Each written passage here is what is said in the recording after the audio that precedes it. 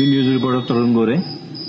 घटना अशी घडली आहे की या इथं एका मुलगीचं आणि एका मुलग्याचं रजिस्टर मॅरेज सुरू आहे. आता या दोघांचं नाव मी नाही सांगू शकत, कारण ज्यावेळी हे त्या मुलीच्या बाबांना कळालं त्यावेळी त्या मुलीचे बाबा रिक्षा घेऊन इथं आले, धावत आले. तर त्यांनी बघितलं तर त्यांना तो मुलगा आवडला आणि त्यांनी स्वतः त्या मुलग्याचं लग्न त्या मुलगीबरोबर लावून दिलं. आणि त्यानंतर तो मुलगा त्या मुलगीला घेऊन रिक्षातनं गेला. पण मी त्यांना प्रश्न विचारला की मुलगा कुठल्या धर्माचा आहे. नाव काय मुलाचं नाव काय?